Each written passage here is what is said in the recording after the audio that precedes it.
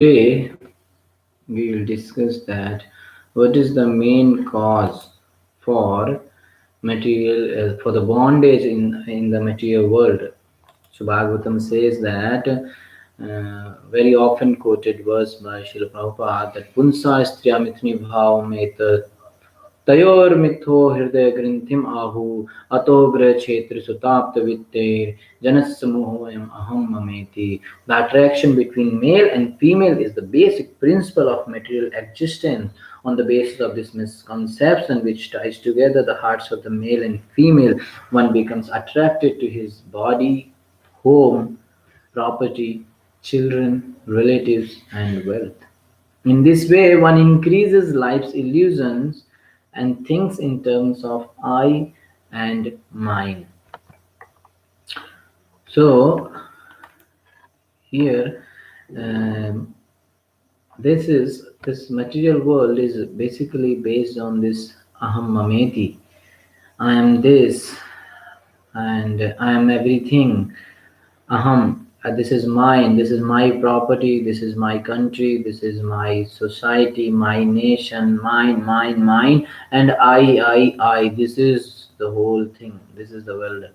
And but what Krishna says in Gita 5.29 that Bhoktaram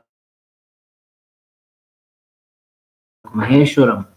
That the I am the proprietor. Krishna says that I am the supreme. I am the Bhokta. And Ishopanishad says that Ishavashyam idam sarvam, everything belongs to Krishna. Everything is God's property. But what is the thing? But we are, I'm claiming it is my property. But Shastra says it is Krishna's property. And this is my country. And everyone thinks this is my nation, this is my. Everybody claims the ownership. And so Prabhupada says that this is the foolishness.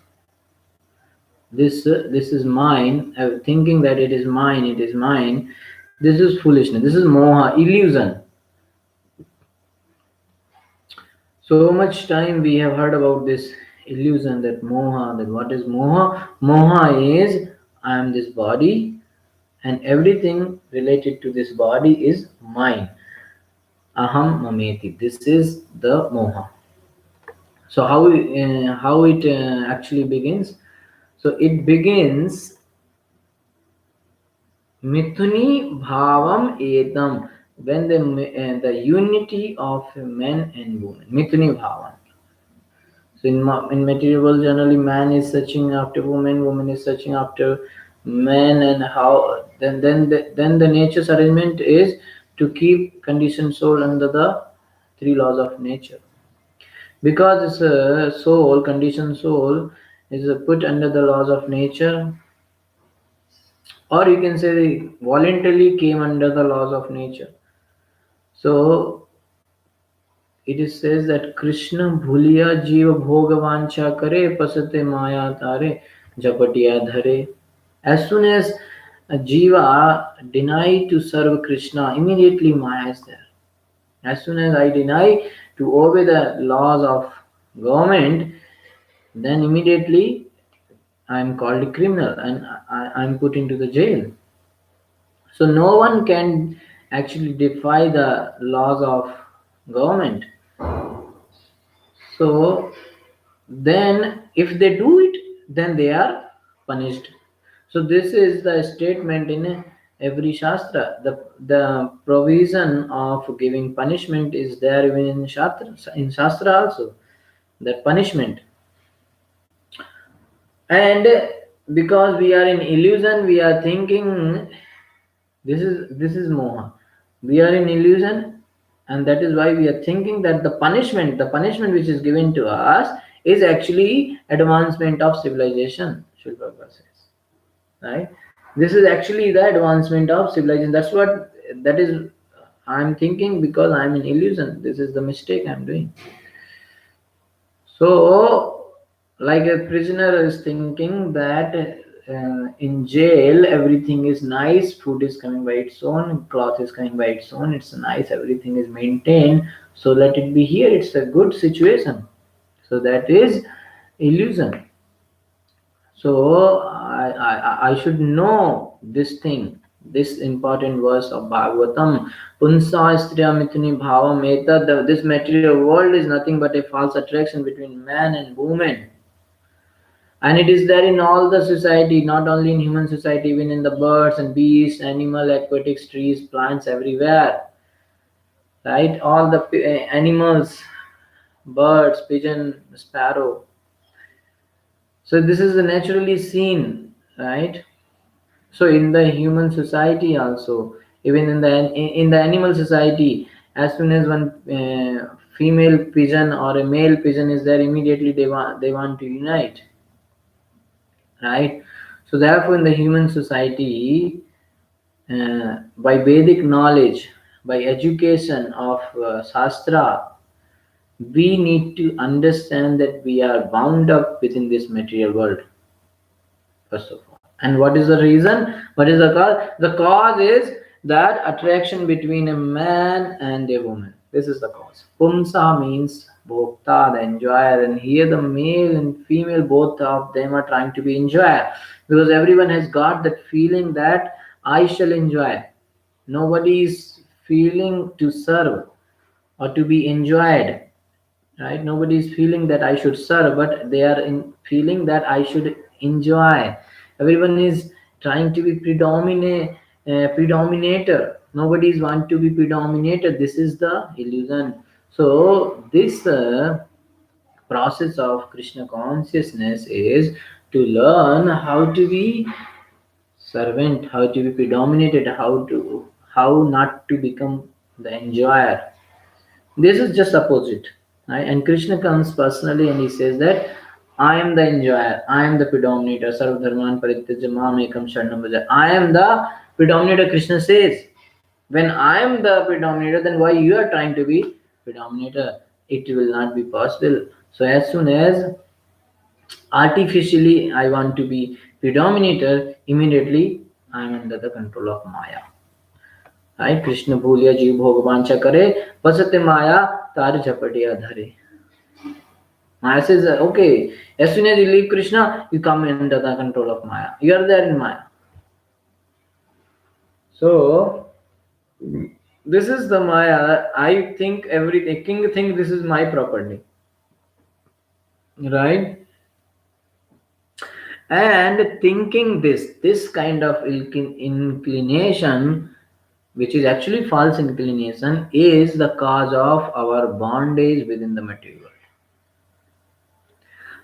I should know that I am a spirit soul, Aham Brahmasmi, and we learn from Krishna that Na jayate mriyate va kadachin. I cannot take birth, I cannot die, I am not subjected to suffering of this material world. But why I am put into this condition? Why?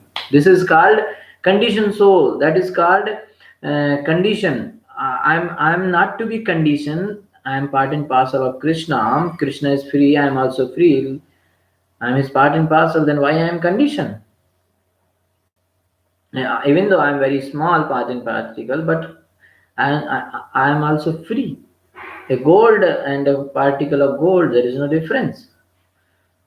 So this is called intelligence when we think like this. So these things are to be considered, that why I am suffering. And this knowledge can be acquired. This is called Brahma Jigyasa, Athato Brahma Jigyasa. So unless a civilized man is trained up to understand these problems of life, what is that life? This is actually animal life. So if one is not jigyas, if one is not inquisitive about the miserable condition of his life, if he remains satisfied in miserable condition of life, then he is nothing but animal. Animal cannot understand. Animal is being taken to the slaughterhouse and they are going very easily. And one animals enter the slaughterhouse, and another one he does not know it, right? So one goat is taken inside for cutting, for to be slaughtered, and another goat is waiting happily and eating nice grass and not having any intelligence that next is my turn, right? So This is the point. This is illusion, aham mameti.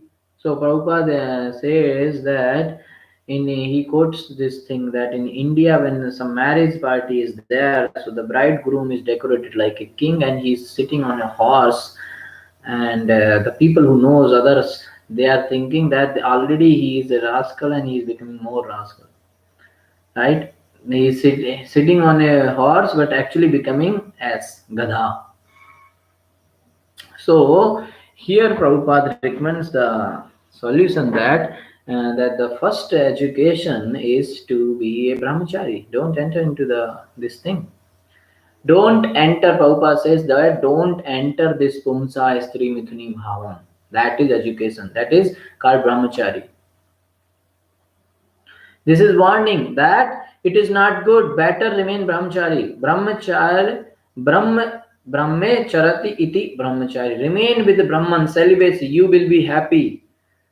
This is the first education, brahmachari. Then one, if he is unable to remain brahmachari, all right, he can take wife, regulated life, and grasta life. Don't remain like cats and dogs. That is Prabhupada is telling. So that is not a human civilization. So human civilization is that first of all education is there. And what education? Don't unite, remain brahmachari. But if you are not able, all right, take a wife like a gentleman and live like a gentleman. Eko nari brahmachari. That is also said. If one is satisfied with one woman, then he is also brahmachari. He is not a vyabhichari. So that is regulated. That you must have wife. That you can have wife, but because if you cannot avoid, take one wife and remain as a grasta. And there are so many rules and regulations after that. In grasta life, there are rules.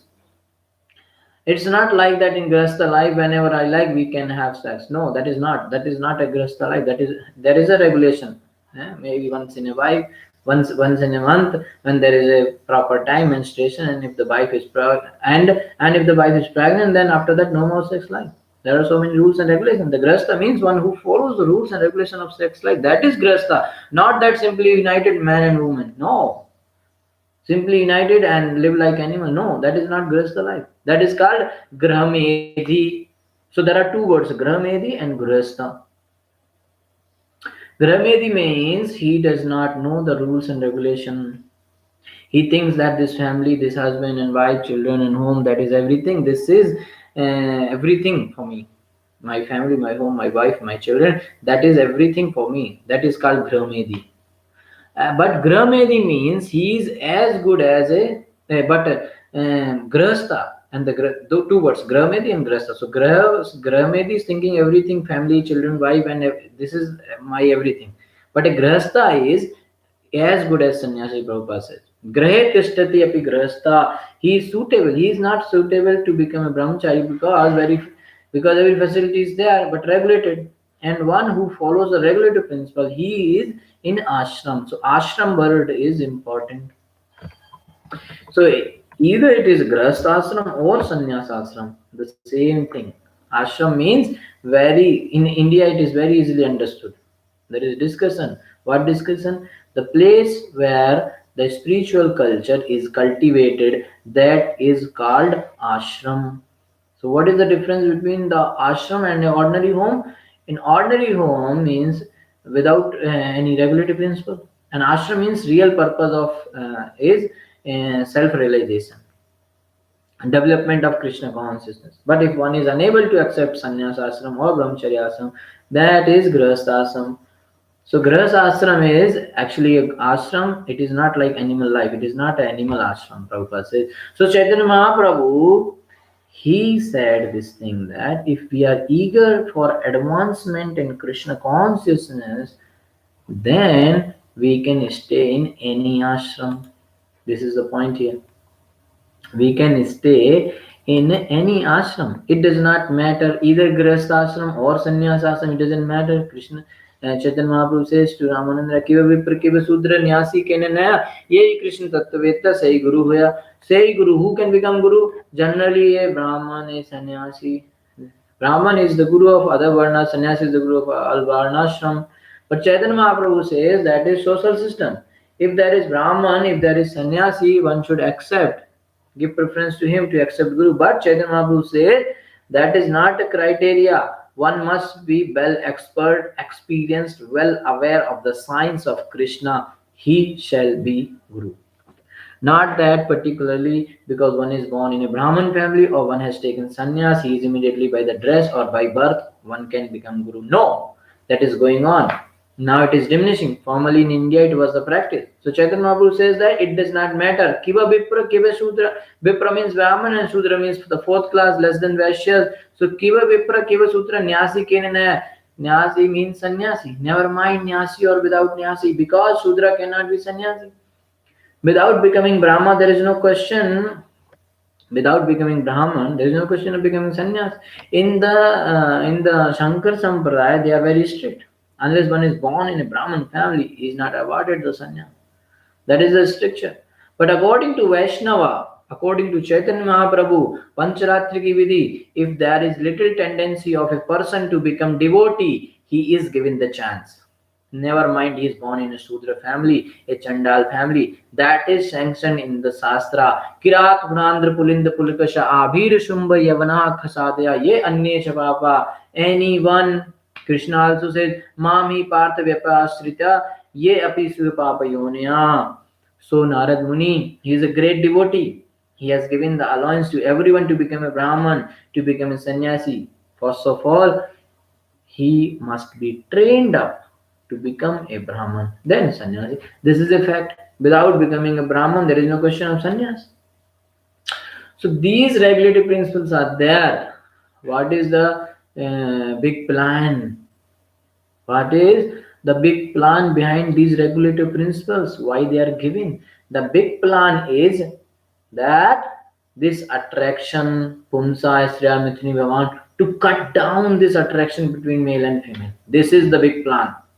Otherwise, there is no need of Varnashram. Varnashram means to train the candidates gradually to become free from this entanglement of man and woman. This is the basic principle. Yoga system is also the same thing.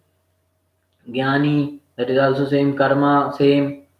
The karma kandya vichar, that is also one has to take sannyas at the ultimately. Chaturvarnamaya system guna karma vibhagsa, gradually. Right? If one cannot take it immediately sannyas, then gradually, but the system is there. So this is a training of Bhagavad Gita, Bhagavatam, everywhere in the Vedic principle. The first principle is that we have forgotten Krishna. In the another verse, and he said, Gata Smriti Vindati Tara Tatra Tapan, because we have forgotten what is our position. Gata Smriti, Smriti means memory. So there is one word called Alpamedasam, and there is another word called Sumedasam. So these words are there. Tada Bhavati Alpamedasam in the Bhagavad Gita. Those who are trying to be happy in this material world, Kama is the jnana. They, people in general, they are calm. Pumsa Istra Mithuni. This is calm. This calm is manifested in different ways. So Prabhupada says that actually the central point is karma.